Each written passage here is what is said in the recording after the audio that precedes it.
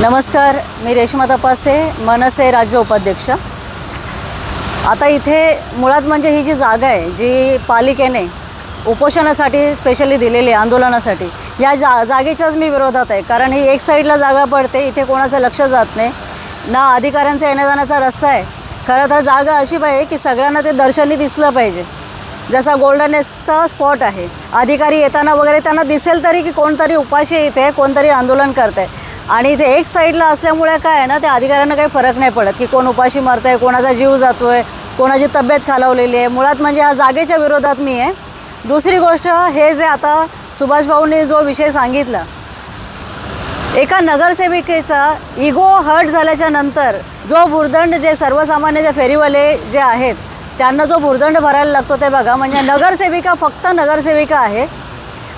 फेरीवाला समिती ही मीरा भाईंदरमध्ये निवडून आलेली असताना अजून त्या समितीला पालिकेत बसायला जागा दिलेली नाही आहे। दुसरा विषय, ह्या फेरीवाला समितीच्या वरती जे व्यक्ती आहे ते म्हणजे आपले कमिशनर राधा विनोद शर्मा। एवढी सगळी ही मांडणी असताना मुळात माझा प्रश्न आहे की एक नगरसेविकेला हा राईट आहे का, हा अधिकार आहे का की फेरीवाल्यांच्या संदर्भात कुठला निर्णय घेण्याचा अधिकार आहे का?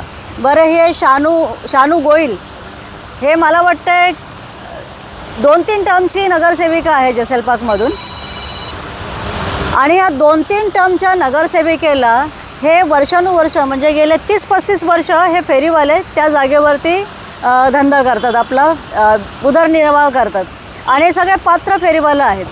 तर ह्या नगरसेविकेला इतकी वर्ष, म्हणजे मला वाटतं 15 वर्ष तर 30 नगरसेविका आहे या विभागाची, 15 वर्ष आहे ना ते। या 15 वर्षामध्ये त्या नगरसेविकेला एकदाही ह्या रस्त्यात वाहतुकीचा अडथळा दिसला नाही का? कधी तिच्याकडे तक्रारी आल्या की नाही आल्या?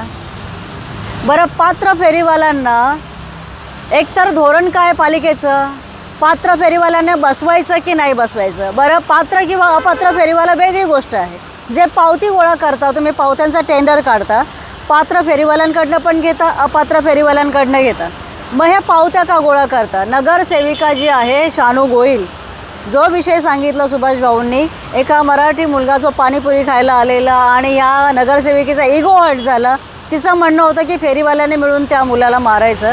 म्हणजे हे वाद आहेत ना, मराठी अमराठी वाद, या पक्षात असलेल्या भाजपच्या नेत्यांना हा वाद हवा आहे, सर्वसामान्य लोकांना नको आहे। मागच्या वेळेस पण जो मराठी आंदोलन झालं तोही वाद यांचे जे आमदार होते यांनी हा वाद पेटवला, आणि तेव्हा जाऊन मारवाडी जैन समाजाने मराठीच्या विरोधात मोर्चा काढला, मग मराठी समाजाने त्यांच्या विरोधात मोर्चा काढला। हा वाद भाजप पक्षाला हवा आहे, कारण मीरा भाईंदरमध्ये आता हे फेरीवाले यांचं पोट याच्यावरती, हे विनाकारण एका मराठी तरुणावरती हात का उचलतील? मुद्दा एक, आणि कशासाठी म्हणून शानू गोयलचा इगो हर्ट झालेला आहे। आता शानू गोयलने काय केलं माहिती आहे का?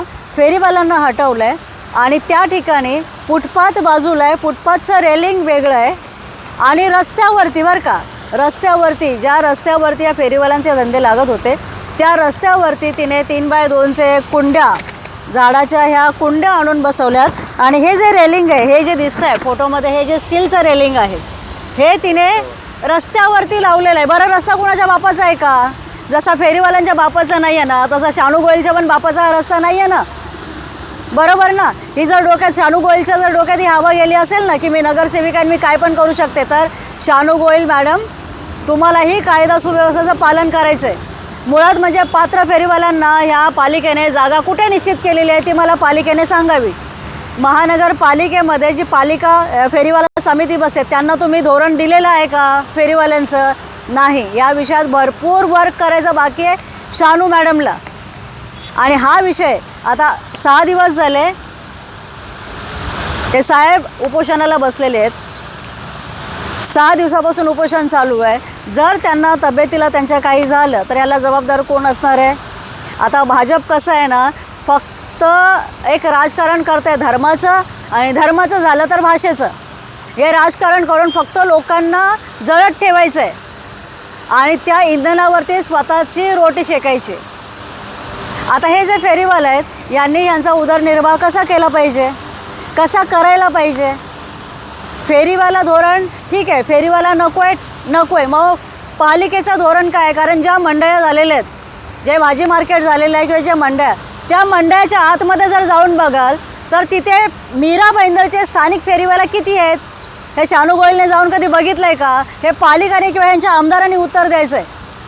जेवढे मंडया महानगरपालिकेकडनं बनलेले आहेत त्याच्या आतमध्ये अंधेरी, बोरिवली, विरार, सफाळे इकडचे फेरीवाले तिकडे आतमध्ये बसलेले आहेत.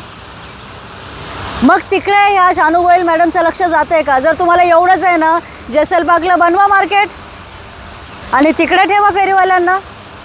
पात्र अपात्राचा विषय नंतर येतो, पण जे आहेत रोजगार कोण देणार? पालिका किंवा हे BJP सरकार देणार. तुम्ही रोजगार दिलेले आहेत का? तुम्ही अपयशी ठरलात. आता एवढं भाडेवाढ करून ठेवलेली आहे, रोजगारसुद्धा जाणार सगळ्यांचे. आणि अशामध्ये तुम्ही फेरीवाल्यांना आपलं पोट भरायला देत नाही. शानू गोयल मॅडम, मी रेश्मा तपासे आहे, मला सर्च करा तुम्ही. असंही भाजपच्या विरोधात मी हत्यार उपसलेलं आहे. जर तुम्ही लवकरात लवकर या फेरीवाल्यांचा जर निर्णय नाही घेतला तर तुम्हाला याचा भुर्दंड येणाऱ्या काळामध्ये बघायला मिळेल. त्याच्यामुळे शानू गोयल, तुम्ही लवकरात लवकर तुमच्या आमदाराशी चर्चा करायची आणि ह्या विषयावरती तोडगा काढायचा. आणि जर नाही काढला तर शानू गोयल सकट त्यांचे जे आमदार आहेत नरेंद्र मेहता, सगळ्यांना हा विषय इतका जड जाईल ना तर तुम्हाला सावरता नाकी नऊ येतील.